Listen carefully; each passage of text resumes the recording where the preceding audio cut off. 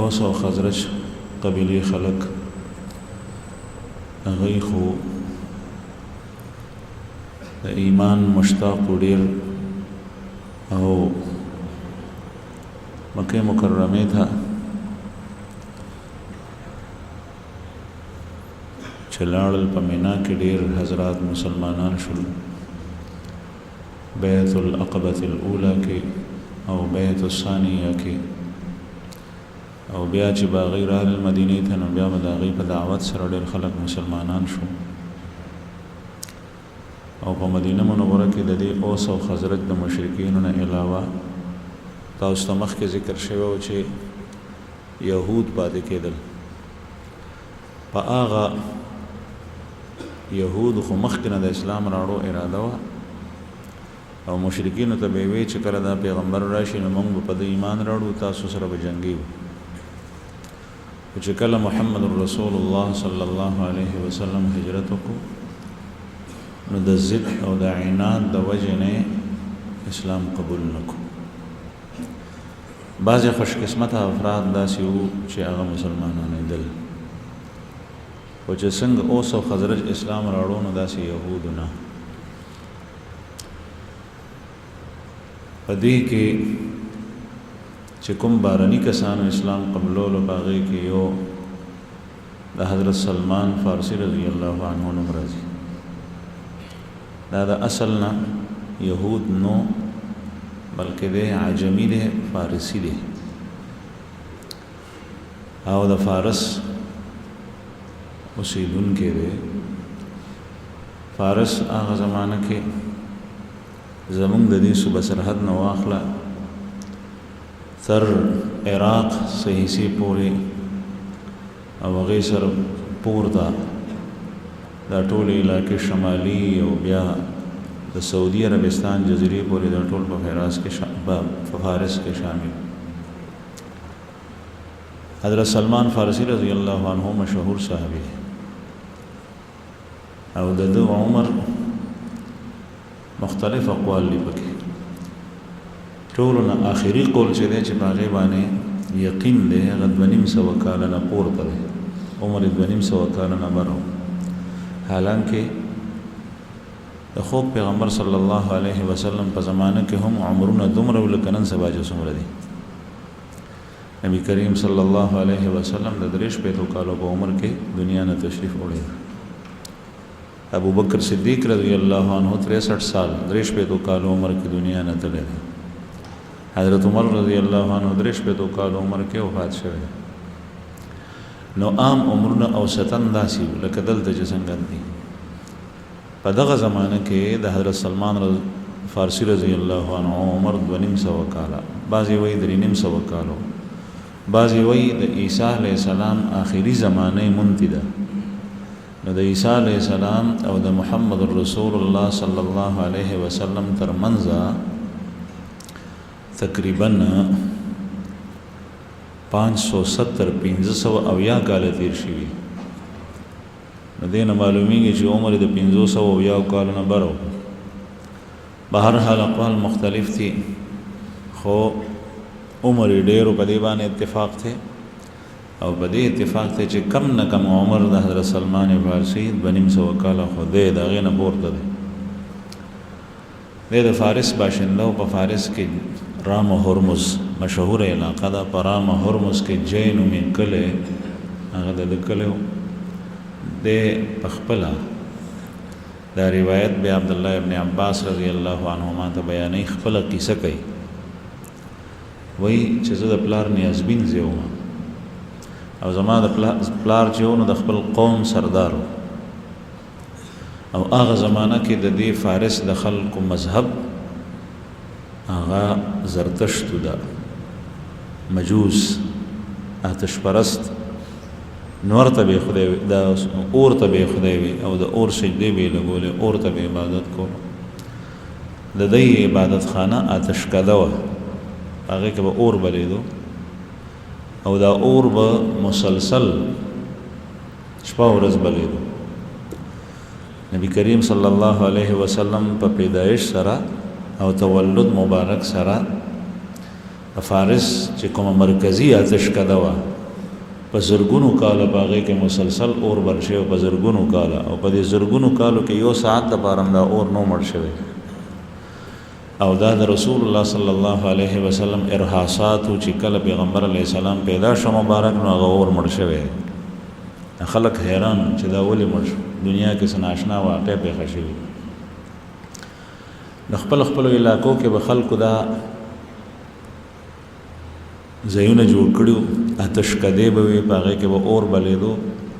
د دوی د قوم آتشکده چې و نو د هغې مشر د ده پلار د حضرت سلمان رضی الله عنه د دوی مذهب مجوس او پلار ته ډېر زیات نیازبین او پلار به بل خوا نه پرېښو لکه څنګه چې د جینۍ د لور خور حفاظت کېږي داسې به یې د ده حفاظت کول پلار یې خدای ورته وی چې د آتشکدې ته ځه هغه کور سره نږدې وه او د دې د اور خیال ساته چې دا مړ نشي نور چې څومره جیداد او په هغې باندې نګراني او په هغې ګرځېدل او کار کول دا ټول پلار کول نو یو ځل دی وایي چې زما پلار په تعمیر کې مشغولو آبادۍ کولو ما ته یې وی چې لاړ شه په ځمکو باندې وګرځه او د ځمکو خبر واخله زه چې لاړم نو په لاره کې د شام نه یو قافله راغلې وه د نصاراو عیسی علیه السلام د مذهب خلک هغه نصاراو چې مې وکتل نو دننه نه د هغوی څه اوازونه راتلل نو زه دننه لاړم چې ما وکتل نو هغوی په مز ولاړو نو ما ته د هغوی د عبادت خوند راکړو ځکه چې هغوی ته اور مخې ته نو پروت د الله جل جلاله پرستش کولو هغه زمانه کې عیسائی مذهب او مخ به د هغوی بیت المقدس طرف ته هغوی کې بیت اللحم ته ما ته د هغوی مز خوند راکړو وی ما وی چې په زړه کې چې زمونږ د مذهب نه د دې خلکو دا مذهب بهتر دی ما هغوی نه تپوس وکړو ما ورته وی چې ستاسو مذهب څه دی ما ته لغونې پوره تفصیل وښایي ستاسو دا مذهب خو زما خوښ شو هغه خلک تاجران هغوی ووی چې مونږ ته خو د خپل مذهب تفصیل نه دی معلوم خو مونږ دغه عمل کوو او که چېرې ته تفصیل غواړې نو مونږ سره به شام ته ځې په شام کې زمونږ علما شته دی نو هغوی به ته پوهېږي چې هغوی سره صحبت اختیار کړي ده ورته وی چې کله تاسو ځئ ما ته سوال جواب راواستوئ نو ده چې دا خبرې اترې دې خلکو سره کولې او د دوی سره ایثار شو نو نور پرېوتو ماښام شو کور ته نور راغلی نو پلار ورته غوسه و پلار یې خفه و ځکه چې پلار ته ډېر نیازبین و پلار ډېر حفاظت کولو چې رالو هغه ورپسې آسونه یو خوا بل خوا خواره کړل ځکه چې د خپل قام سردار و اخر کې چې دی کله رالو وی مونته ورته وی چېرته تللی وی ده ورته صفا صفا حال وی چې دغسې چلو او دا یې ورته ووی پلار ورته ووی چې ګورې خیال کو زمونږ مذهب په ټولو مذهبونو کې غوره دی هر یو کس ته خپل مذهب دا ښه ښکاري باطل مذهب والا خلک هم خپل مذهب ته ښه وایي هندو خپل مذهب ته ښه وایي سکھ خپل مذهب ته ښه وایي یهودي خپل مذهب ته ښه وایي نصراني خپل مذهب ته ښه وایي دهریه چې هغوی وایي چې دا زمانه هر څه کوي هغوی خپل مذهب ته ښه وایي بت پرست خپل مذهب ته ښه وایي یو کس چې خپل ځان ته خپل مذهب ته ښه وایي دا د هغه او د هغه د مذهب د ښه والي دلیل نه دی آیات ساده دلیل دا دی چې مذهب نازلیږي د اسمان نه او الله جل جلاله چې کوم مذهب ته ښه ووایي نو هغه مذهب ښي دین نازلونکی الله دی ځکه چې مخلوق انسانان الله پیدا کړي او د دوی د عبادت طریقې هم الله به ښه پوهېږي نو چې کوم دین الله خوښوي نو هغه مذهب ښه دی او قرآن کریم کې الله پاک زمونږ د دین او د مذهب اسلام په باره کې فرمایي الحمدلله مونږ په هغې باندې عقیده ده او په هغې عمل کوو ان الدین عند الله الاسلام یقینا دین د الله په نږدې د اسلام دی او فرمایي ومن یبتغي غیر الاسلام دینا فلن یقبل منه چې څوک د اسلام نه علاوه بل دین خوښوي بل دین لټوي نو یو دین هم قبول نه دی نو ټول ادیان باطل دي او حق دین صرف او صرف د اسلام دی په دې د الله شکر ادا کوئ عزتمنو او د خپل مذهب او د دین قدر کوئ او دین صرف او صرف نوم نه دی چې زه مسلمان یم زما مذهب اسلام دی دین یو حقیقت دی، پاغې پسې شاته یو پس منظر دی، پاغې کې اصول او ضوابط دي، پاغې کې فروعات دي، پاغې کې عبادات دي، پاغې کې عقاید دي، پاغې کې احکام دي، پاغې کې معاشرت دی، او پاغې کې حقوق او آداب او اخلاق دي، او په دې باندې عمل کول ډیر آسان دي. الدین یسر، رسول الله صلی الله علیه وسلم فرمایي. نو بهر حال پلار وته وایي چې زمونږ مذهب ګورې ښه دی د ټولو مذهبونو نه، دی ورته وایي چې نه عیسائی مذهب ښه دی. نو پلار خو په ډېر مینو پلار یې پوه شو چې دا سړی خو زما د ګوتو وځي، نو زولنۍ ورته په خپو کې واچولې او ویې تړل، وایي چې زه به نه بهر نن نه پس. دا هغه خلکو ته ویلو چې ما ته اطلاع راکړئ، نو چې څنګه ورته هغوی وایي چې یو قافله روانه ده شام ته، که ته ورسره ځې سوال جواب رالو. نو ده پسې چل باندې هغه زنځیرونه او زولنۍ د خپو نه لرې کې ولاړو، د کور نه ووتو، هغوی سره ملګری شو، هغه خلکو شام ته بوتلو. نو چې کوم عالم ته د هغوی د مذهب چې کوم عالم او پادري هغه ته یې حواله کو، نو دی وایي زه د هغه سره په صحبت کې هم د هغه نه مې دین زده کولو، خو هغه ښه سړی نو، او ښه سړی داسې نو چې د صدقو په باره کې به خلکو ته وایي چې صدقې راړئ. نو چې خلکو به صدقې ورکړي، نو په کار خدا وه چې فقرا او مساکینو کې تقسیم کړی وي، نو په هغې ټولو به د سینه واچول او چاته به یې ته نه روپۍ هم نه ورکوله. نو دا سړی ښه نو. زما عزتمنو که یو سړی ډېر دیندار او ښه سړی شي او ظاهر صورت یې ښه شي، د ده امتحان د مال په وخت کې لګي چې کله داسې موقع راشي چې د مال ځان ته کولی شي پردی، اوس به پته لګي چې دی په خپل مصرف کې استعمالوي او که نه. نن سبا زموږ په ملک کې دغه کیسې کې د قوم د رعایا مال او د ملک چې څومره سرمایې دي هغه په غلطه توګه استعمالي، برکات نی، سود، رشوت، دا ټولې حرامې طریقې دي د خلکو د مال له غلط استعمال. مختلف عنوانات ورته نن سبا ورکړل شوي. حضرت سلمان رضی الله عنه وایي چې دا سړی دا ښه سړی نو دی مړ شو. چې مړ شو نو ما خلکو ته ووایي چې ده ته به تاسو کوم صدقې ورکولې، نو هغه به ده په خپله استعمالولې، چاته یې نه ورکولې. نو خلک ورته ډېر په قهر شوي، مونږ خو یې ښه وم نه. بیا د هغې نه پسې بل یو کس د هغه نایب جوړ کړو، مقتدا، پیشوا. حضرت سلمان رضی الله عنه وایي چې دا دویم کس چې د هغې مشر جوړ شو، نو دا ډېر ښه و. ده به هر یو څیز په خپل ځای کې مصرف کول او ډېر زیات نیکو. زه د سره پاتې شوم او زمانه مې تېره کړه، بیا دی بیمار شو. بیا دنه د ما تپوس وکړو چې صاحب ته خو بیمار شوې او بیماري دې سخته ده،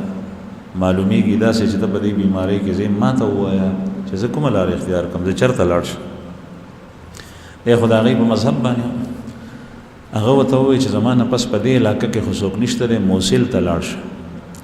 موصل نن سبا په شمالي عراق کې دی او نن سبا هم نوم موصل دی، او دې ته نږدې د سین نه یو غاړې ته موصل دی، بل طرف ته نینوا د حضرت یونس علیه السلام تذکره چې قرآن پاک کې راځي د هغه کلی دی، د هغه علاقه ده. وایي چې موصل ته لاړ شه. دی وایي چې هغه وفات شو، د هغه ته تجهیز او تکفین نه زه فارغ شوم، نو موصل ته لاړم چې د چا پته یې راکړي وه هغه کس ته راغلم. هغه هم ښه سړی و، هغه سره ما وخت تېرولو. بیا هغه مړ شو،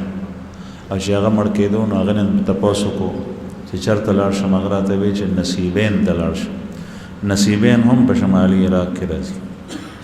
او د نصیبینو تذکره په احادیثو کې راځي چې د دې ځای جنات او پریان رسول الله صلی الله علیه وسلم څخه وفد راغلی و او د مذهب په باره کې د احکام او مسایلو تپوس کولو. رسول الله صلی الله علیه وسلم ورته دین ښول. او زما عزتمند چې څنګه انسان مکلف دی د الله په بندګۍ او دین باندې، دغه رنګ جن او پیریم مکلف دی چې دی هم د الله بندګي کوي. قرآن کریم کې الله پاک فرمایي وما خلقت الجن والانس الا لیعبدون، ما پیریان او بنی آدم د خپل بندګۍ او عبادت لپاره پیدا کړي. بعضې سړی د جناتو د تسخیر عمل کوي او جنات چې کوم دی نو خپل تابع او په دې کې بعضې مسلمانان هم وي. نو دا داسې ده لکه یو سړی مسلمان ته هغه ته په غاړه کې پړی واچې او ځان سره را روان کې ورته وایي چې زما خدمت به کوې، زما د پټي خدمت به کوې، زه دې چېرته نه پرېږدم. نو دا غلطه ده، ظلم دی، زیاتی دی. دغسې یو مسلمان جن هغه تسخیر کول، هغه خپل تابع کول او بیا دا غنه کار غشتل دا ټیک نه ده. عموما داسې سړی سر خوري او بیا دا غي نقصان دي. بهر حال د خپل رب سره تعلق مضبوط جوړول پکار دي. شفا ورکون کې الله د جن او پیری او د پیری پلار سره نشي کوله. او مالداری را وستل او غنا دا د الله جل جلاله په لاس کې دي. مصیبت لري کول دا د الله جل جلاله په قبضه قدرت کې دي. د ټولې دنیا پیریان او جنات یو ډبلې شي تا ته نقصان نشي در رسول چې الله دې بچ کړي. او د ټولې دنیا پیریان او جنات چې یو ستا ته فایده ورسي چې الله جل جلاله دې په قسمت کې نه لیکلي د چاپلارم فایده نشي در کول. اللهم لا مانع لما اعطيت ولا معطي لما منعت ولا ينفع ذا الجد منك الجد. رسول الله صلی الله علیه وسلم ارشادات احادیثو کې ډیر زیات دي. بهر حال دی وی چې نصیبین ته لاړم. نصیبینو کې چې د چا سره پاتې شم هم خسړیو هغه چې وفات کېدو بیا ما ورته وی چېرته لاړ شم وی عموریه ته لاړ شم. تاسو ته ما مخکې خبر عرض کړه تاسو به وایي چې دا ټول مړ کېدل او دی ژوندی نو عمر یې ډېر کم از کم عمر یې څومره 250 کال یا بالکل 350 کال. عام خلکو عمرونه دغسې وو چې څنګه زمونږ عمرونه دي. هلته نه عموریه ته لاړو. عموریه هغه کس چې بیا وفات کېدو نو ده ورته وویل نو هغه ورته وویل چې زمونږ په دې علاقه کې اوس ماته څوک نه دي معلوم چې د دې مذهب حاملین وي او هغوی په حق باندې وي. البته زه تا ته یو وصیت کوم هغه دا چې داسې ورځې شپې دي دا اوسنۍ چې محمد رسول الله نبی آخر الزمان ورته یاد کو چې آخري پیغمبر پیدا کېدو واله دی او هغه به داسې ځای ته هجرت کوي چې هلته به کجوري وي باغات وي او د رسول الله صلی الله علیه وسلم نخې نخانې ورته هغه وښولې. دې پیغمبر ته ځان ورسوه په هره طریقه چې دی وایي چې دی خو وفات شو د هغې نه پس ما سره سمال او څاروي جمع شول غواوې ګړې بیزې وې. ما انتظار کولو یو تجارتي قافله هغه ځای ته راغله چې هغه د عربو نه راغلي وه د حجاز نه. ما چې هغې نه پوښتنه وکړه د هغې په باره کې نو هغې د هماغه علاقې وو. ما ورته ویل چې ما ځان سره بوځئ د حجاز ته دې ځای ته. هغې وی چې ټیک ته مونږ ته به څه راکې. ما ورته ویل دا ټول مال چې څومره ما سره دی دا ټول ستاسو شو خو ما هغه ځای ته ورسوئ. د ده مقصد د الله جل جلاله رضا او خوشنودي حاصلولو د حق اتباع وه. یو د دنیا دپاره دین او ایمان خرڅول وي یو د دین دپاره دنیا خرڅول وي. د دین دپاره دنیا خرڅول لا ښه کار دی او الله جل جلاله دا دنیا پیدا کړي دی دپاره د چې ته دین دپاره خرڅوه. دا چې ستا لاسته راشي که حلال مزدورۍ او رزق او ګټه باندې وي که په دکاندارۍ او په تجارت وي نو دا لګوه په دین باندې په دین عمل کو. کپړې پې اخله مونځ پکې کو پیزار پې اخله جوماتونو ته ځه او د الله جل جلاله په لار کې پې جهاد کوه حج ته پې باندې ځه عمرې پې کوه خلکو ته یې په زکاتونو کې ورکو. ایمان مضبوطوه د دنیا په وجه. او نن سبا سوچ د دنیا ټولې دنیا چې هغې نه مسلمانانو متاثر دي دا دی چې دنیا اصل وګرځوه خیر دی که دین دې کمزوری شي. نو حضرت سلمان رضی الله عنه چې څومره مال ګټلی او څاروي ورسره هغه ټولې هغه قافلې ته ورکړل وایي چې دا ستاسو شل خو ما ورسوئ. هلته نه دی را روان شول نو دی وایي چې زه راتلم دی سره نو ام القرا یو وادي القرا یو ځای دی د مدینې منورې نه شام طرف ته دی شمال طرف ته مدینه منوره لا نه ور رسېدلي. هغه ځای کې زه هغه کسانو راوستم او دغه ځای کې پرېښوم او چې کله یې پرېښوم نو داسې پرې نه خم د هغه ځای خلکو ته یې وی د هغه ځای منډۍ ته لاړل او خلکو ته یې وی چې دا زمونږ غلام دی مونږ یې خرڅوو. نو دی خو آزاد سړی او حر او دی مرئې کو د خلکو په وړاندې نو هغه مال یې صرف وانغشته بلکې په دې هم پیسې واغشتې. او زما عزتمند حر سید آزاد سړی خرڅول دا حرام دي. په چا باندې یو پیسه اخیستل دا حرام دي. کوم خلک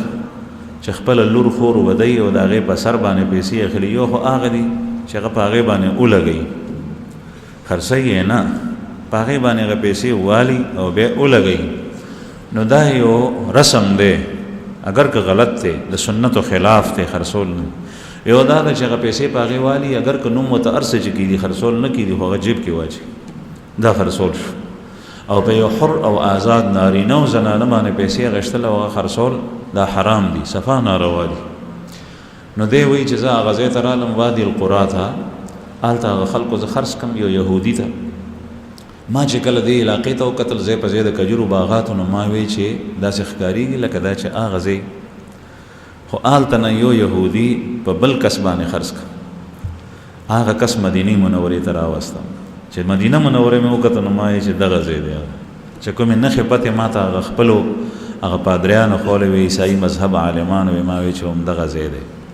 نو دی وایي تقریبا 100 کسانو په لاسو کې زه اورېدلی راوړېدلی یم حضرت سلمان رضی الله عنه یو په یو خرڅولم بل په بل خرڅولم ان تر دې چې د رسول الله صلی الله علیه وسلم د هجرت ځای مدینه منوره هلته راورسېدم دی چې د کوم یهودي سره نو هغه په باندې باغواني کوله باغ به باندې ساتلو په هغې کې بوټي نال کول او وغیره وغیره ټول کارونه یې کول نو دی حضرت سلمان رضی الله عنه وایي چې کله رسول الله صلی الله علیه وسلم قبا ته راورسېدو ما ته پته ولګېده دی د هلته نه په منډه منډه ځان سره مې وایي چې څه جمع کړي نو هغه مې یوړل او رسول الله صلی الله علیه وسلم ته مې وړاندې کړ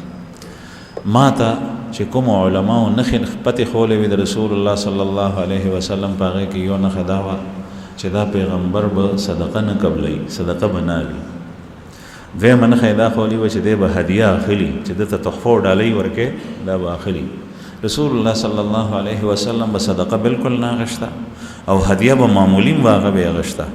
او په هغې به بیا بل تم بدل هدیه ورکول او دریم دا ده چې د ده د دواړو ولو تر منځه مهر نبوت دی په بدن مبارک باندې دی او هغه مهر د نبوت د ده د نبوت نښه ده دا نورې نښې پتې چې ټولې وي په هغې کې دا دریم وي دی وایي چې زه کله رالم نو خلک د نبی کریم صلی الله علیه وسلم نه تاو دی قبا ته چې کله راورسېدو پیغمبر علیه السلام نو حضرت سلمان رضی الله عنه هم راغی نو دغه وخت کې پیغمبر علیه السلام ته ما کجوري یوړې او نور څیزونه داسې مې وړاندې کړل چې یاره صاحب دا صدقه ده لا یې مسلمان شوی نه دی ما ته وایي چې موږ خو صدقه نه خورو نحن لا نأکل الصدقه دغه وخت کې دی سره اسم نو ځکه چې هجرت یې کړی نه کور شته نه مال شته نه پیسې شته مستحق و لیکن سره د هغې صدقه یې وانغېسته او بیا یې وفرمیل نورو صحابو ته چې دا خلک چې دي نو وی دی ته یې ورکه دی خوړی شي په صحابو باندې هغه کجوري مجوري تقسیم شي هغه یې وخوري بیا دی وایي چې کله مدینې منورې ته رالو چې واقعات تاسو ته ذکر شو د رسول الله صلی الله علیه وسلم مدینې منورې مرکزي آبادۍ ته رالو نو هلته رسول الله صلی الله علیه وسلم ته زه بیا مخې ته رالم او بیا مې د هدیې مال راړو کجورې مې راړې نور څیزونه هدیه ما وی چې صاحب دا هدیه ده دا قبوله کړه وی رسول الله صلی الله علیه وسلم مسکی شو او ما نه هغه هدیه واغېسته او په خپله یې مه خوړه او په خلکو باندې یې مه خوړله دا یې قبوله کړه وی ما ډکې وی چې دا دوه نښې خو څرګندې شوې بیا وی یو موقع باندې په جنازه کې نبی کریم صلی الله علیه وسلم په جنازه کې په بقیع غرقد کې ناست صحابه ته ګیر چاپېره تاو دي د جنازې په انتظار کې دغه وخت کې چې کوم دی نو زه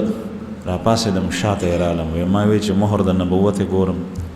نو هغه زمانه کې د عربو لباس یا به کمیسو لاندې به صادره چولو یا به پورتم صادرو لاندې به هم صادرو لکه څنګه چې احرام کې حاجي او معتمر دوه صادرونه تړي نو رسول الله صلی الله علیه وسلم پورته صادر چې و پوه شو نو وی صادر یې لغنې اوچت کو او ما ته یې مهر د نبوت ښکاره کو چې ما ولیدو نو زه پرې ورپرېوتم ما ښکل کو بیا رالم مخې ته یې ما وی چې یا رسول الله ما ته اوس کلمه ووایه زه مسلمان یم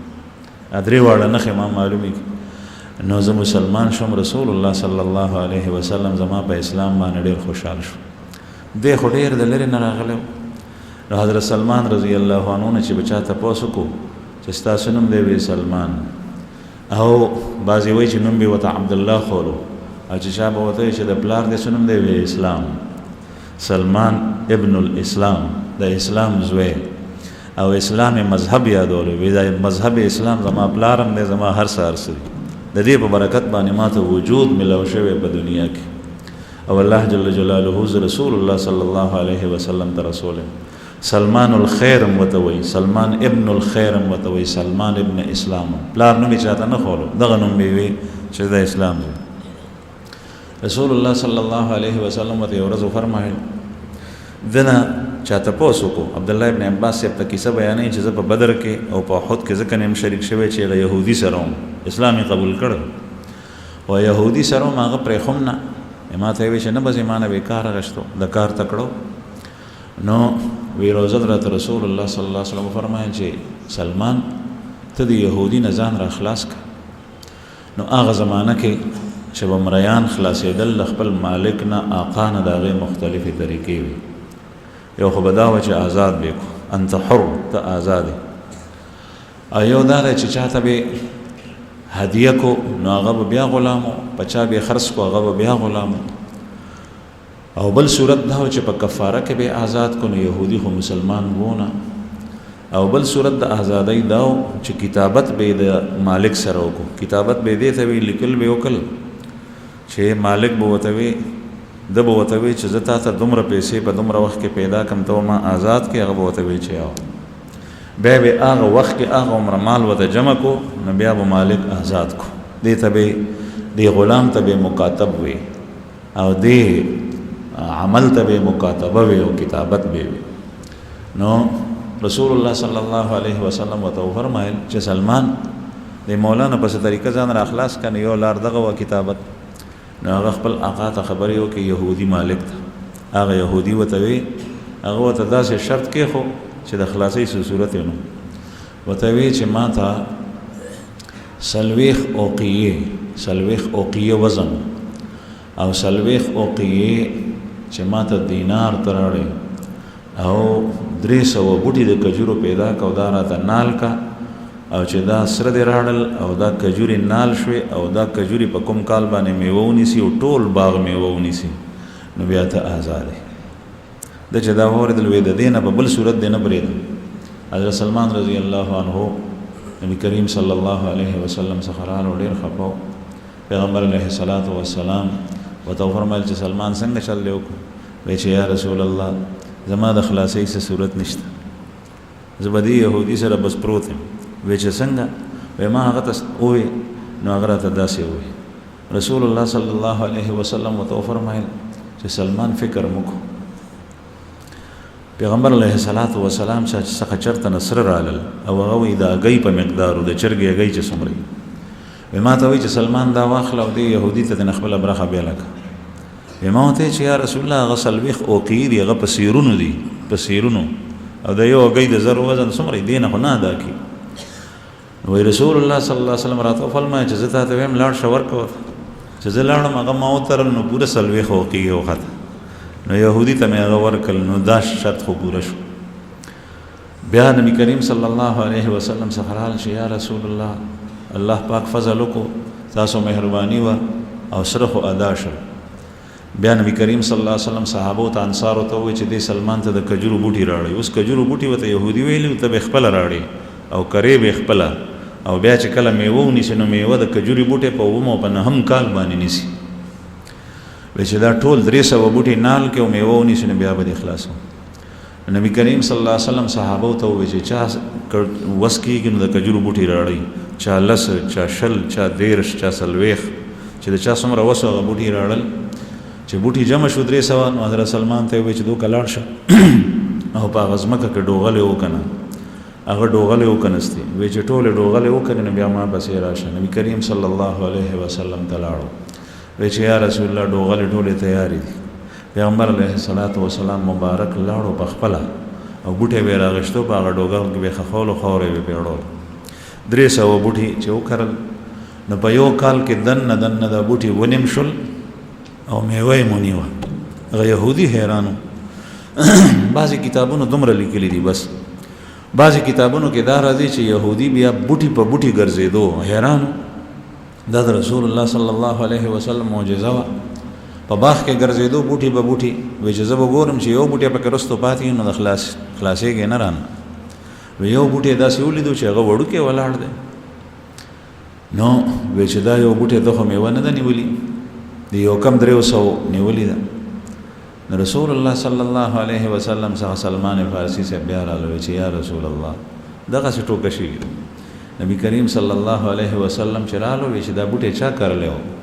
نو حضرت عمر رضی الله عنه چې دا ما کړلو نو اخو رسول الله صلی الله علیه وسلم معجزه ونه کېدل او میوه نیول نو هغه بیا راولړلو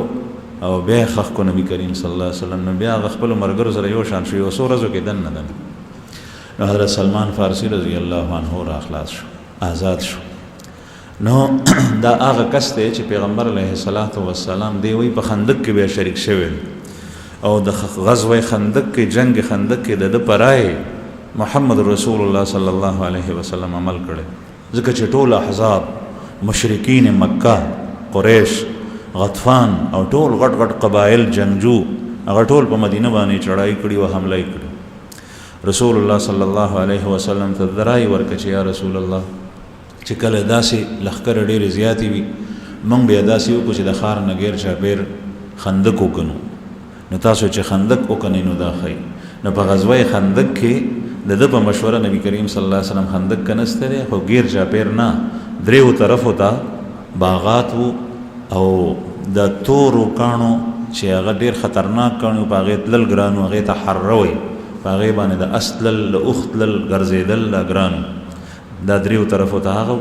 نو هغه طرفونه خو په هغې راګیرو د مدینې یو طرف ته اواره ځمکه چې جبل سلعنه ته تقریبا 3 کیلومیټره جوړیږي. دا ټول خندق د رسول الله صلی الله علیه وسلم په زمانه کې کنستی شوی. بهرحال عرض مې دا کولو چې کوم کسان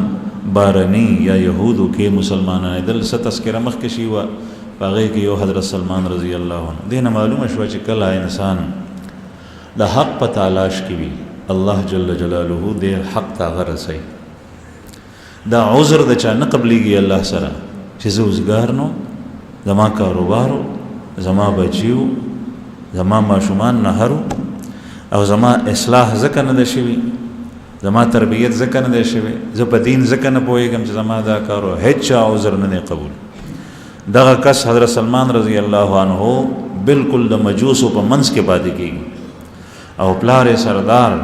نو د عام سړي نه خو ځان خلاصول اسان دي، او چې یو سړی بادشاهي د هغه نه ځان خلاصول ګران دي. نو سرداران د بادشاهي په توګه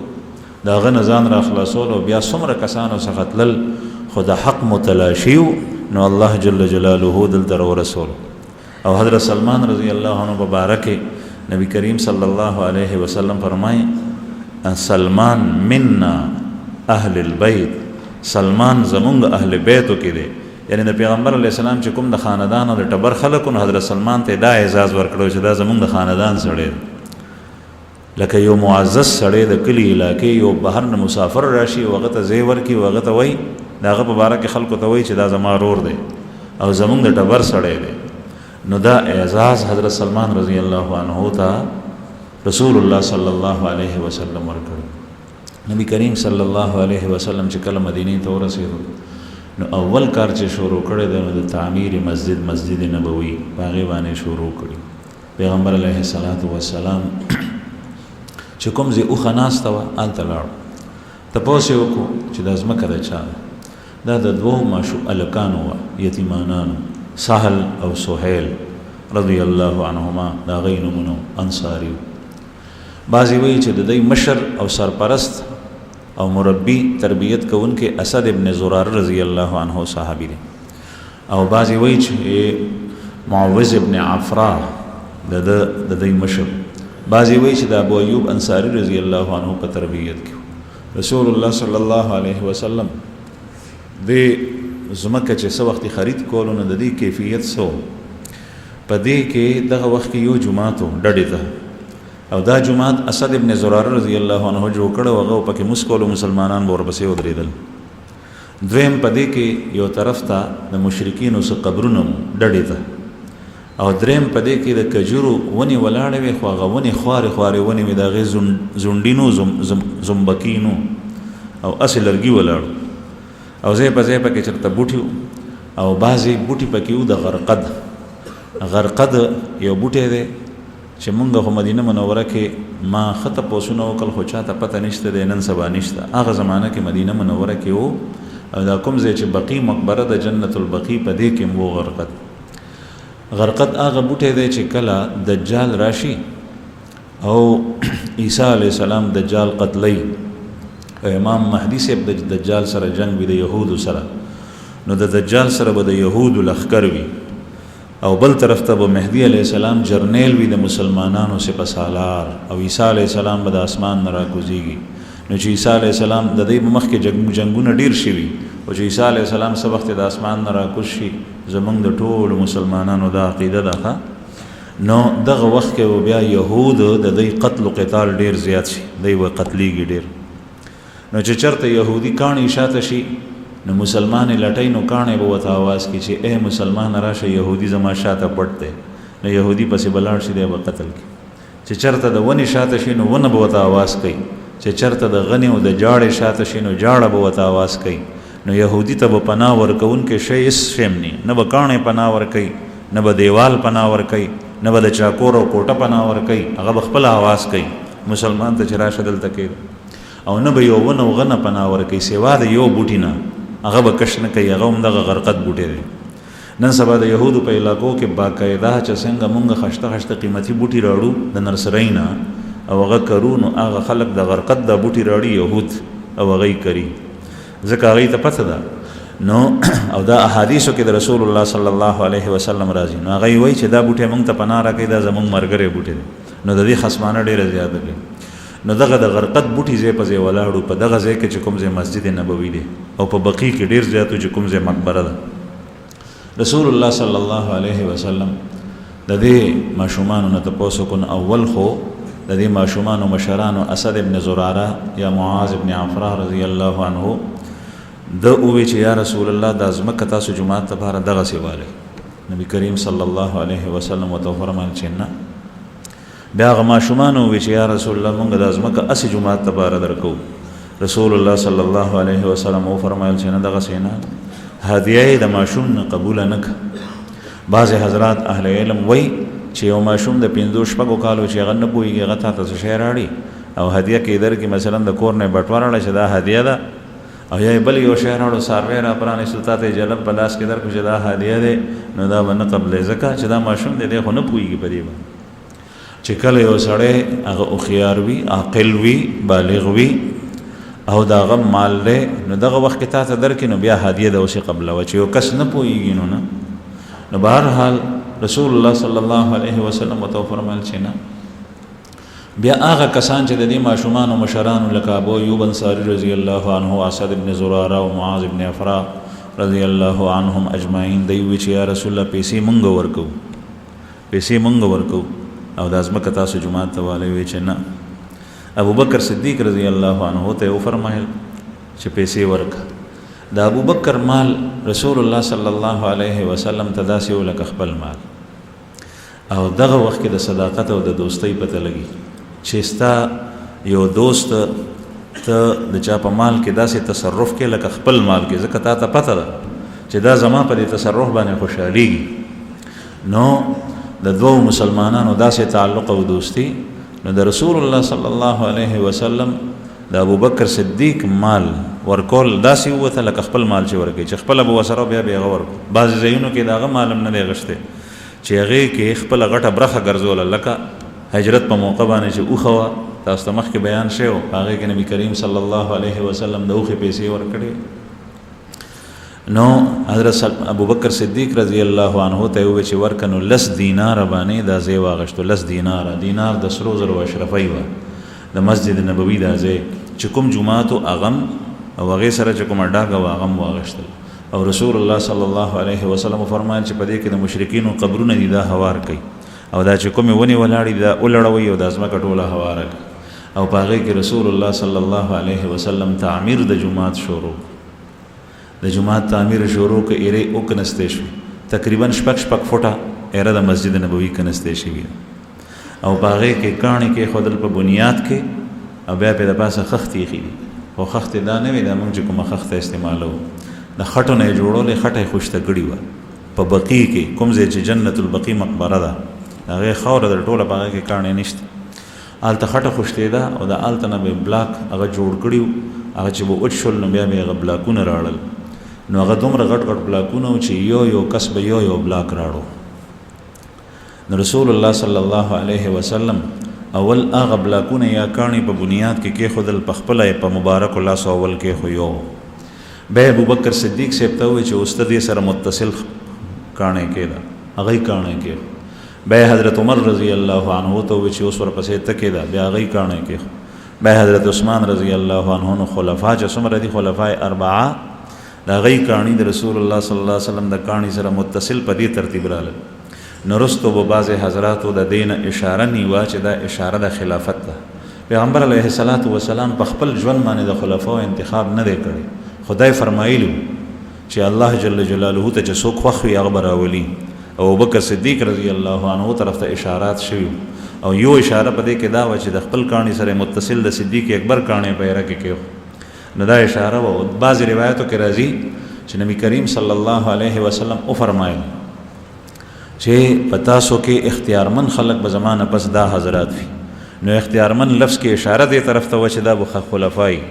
صدیق اکبر اول بیا ورپسې حضرت عمر بیا حضرت عثمان بیا حضرت علی رضی الله عنهم اجمعین او دغه ترتیب سره دا حضرات خلفا شي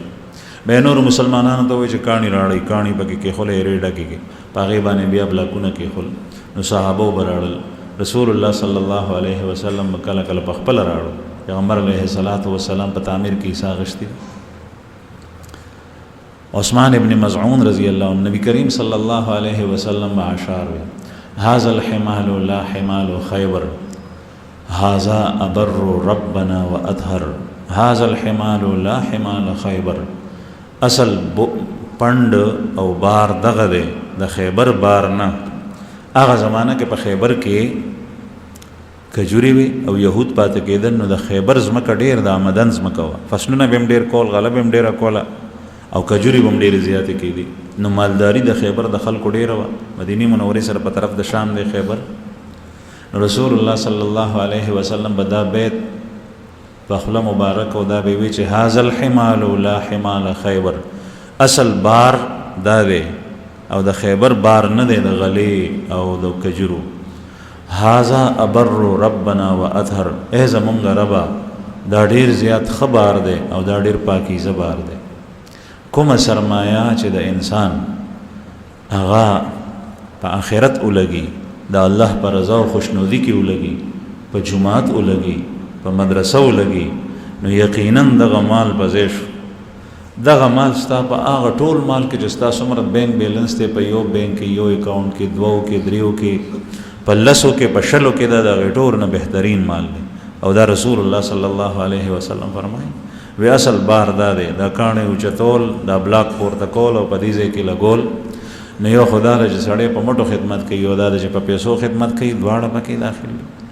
قرآن کریم کې الله جل شانه فرمایي انما يعمر مساجد الله من آمن بالله واليوم الاخر دا الله جمعتون هغه څوک آبادی چې د چا په الله باندې او په ورځ د آخر باندې ایمان وي نو نبی کریم صلی الله علیه وسلم بدا عشار وي او یو بیداوي پیغمبر علیه الصلاۃ والسلام ګوره شاعر نوخه چې چرته شعر ویل دي نو یې وزن برابر نه دی یا د بل قول حکایت کړی دی چې ویل دي یو بیت یا یو مصرع ویلی ده او کله به هغه شعر هم ګډ وډ کو چې وی به کله به ګډ وډ کو چې وی به البته اوریدلی دي اشعار حضرت حسان ابن ثابت رضی الله عنه تبه په جمعات کې منبر کې هو وتبه وی چې د دې مشرکین خلاف اشعار وایا چې په دای باندې اور لګي چې کله به دا غي سره جنگ کول نو دا د جنگ حصہ وا نو بهر حال هغه اشعار چې دا الله جل جلاله حمد او ثنا وی بکې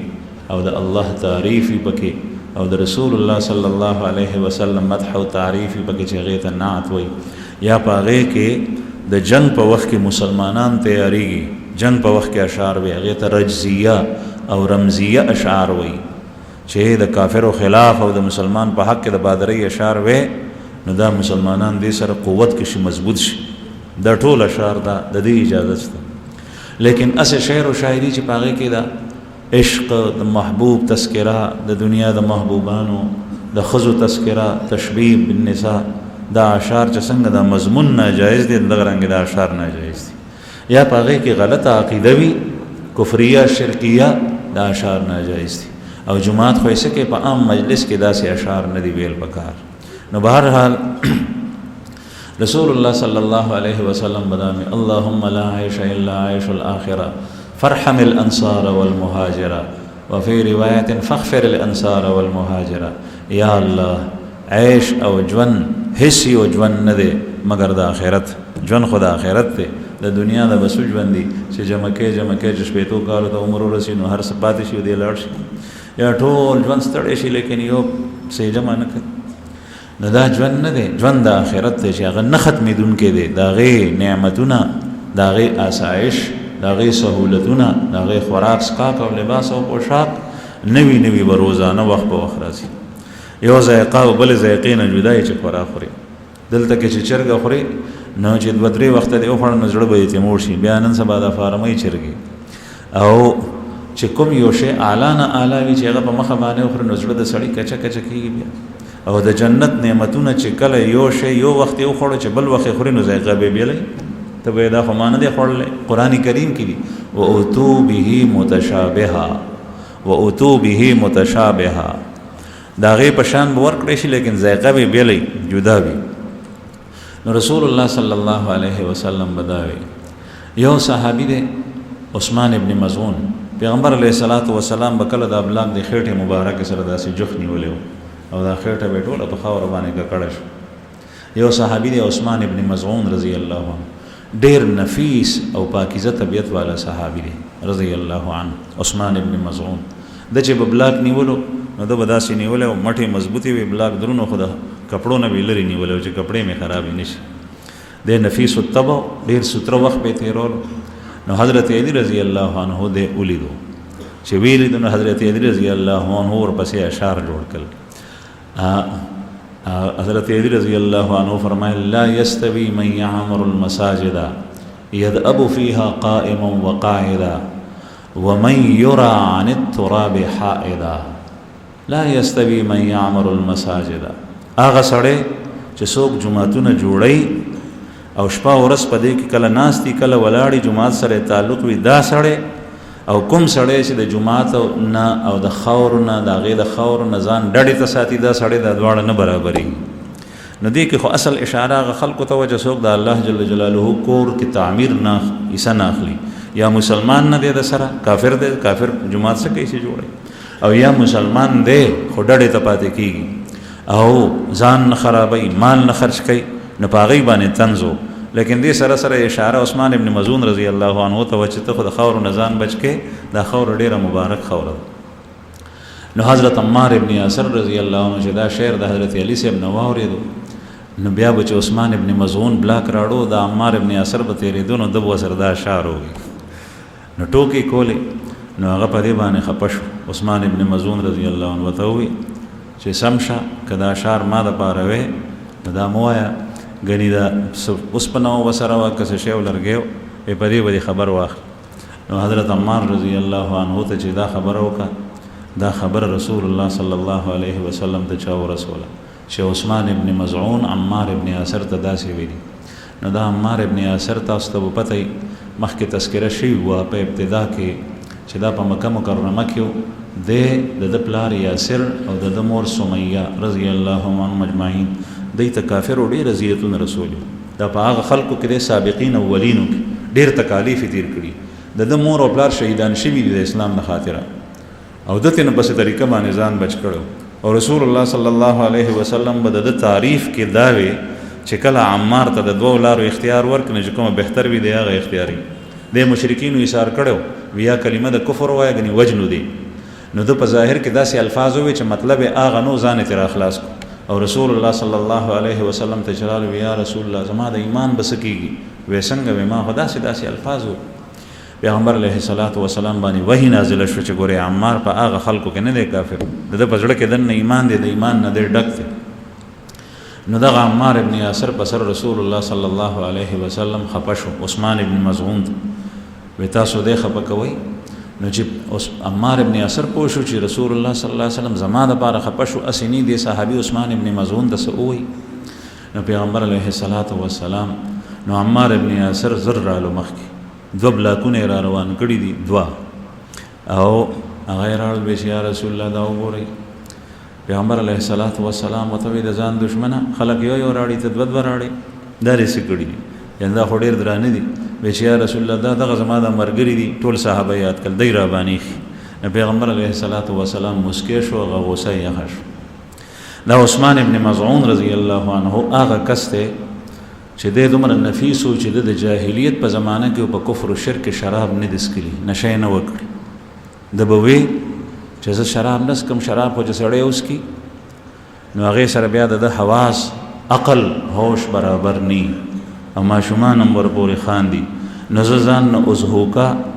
او د ماشومانو کیلونه نه جوړم چې خلک را پورې خاندي نو په جاهلیت په زمانہ کې شراب نوشي نه کړي زما عزتمندو نن سبا دا نشي عامي دي پرون د کابل رزما څخه دلته کې یو څو سپایان رونه زمونږ راغلل یو پکې غالبا افسر غونیو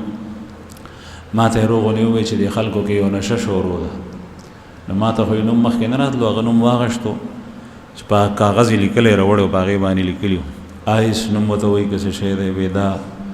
سړوم الکانم شروع کړ دی او جینکوم شروع کړ دی او دا قوم چې کوم دی نو په دې کې ګرفتاریږي نو مونږ جوماتونو ته ځو ته دا دې په باره کې ووایه نو ما ورته وایي چې بلکل ځکه چې دا خو ډېره ښه خبره ده دې په باره کې تذکره کول نو بعضې خبرې داسې وي چې هغه ښې وي په هغې باندې فورا عمل کول پکار دي نو دا ډېر خطرناک شی دی نشه زما عزتمندو شراب چرس دغه شی دی سر خوړلی که بل یو شی دی چې کوم یو شی دی بعضې نشو په باره کې مې واوریدل چې د هغې یو ګرام 14,000 روپۍ باندې کي نو چې پیسو والی نو هغه په دې باندې پیسې لاړې حدیث مبارک کې راځي چې کل مسکر حرام کل مسکر حرام هر نشه آور سیز دا حرام دی هر د نشې والا شی دا حرام دی چې کوم یو سیز نشه راولي په دې کې شراب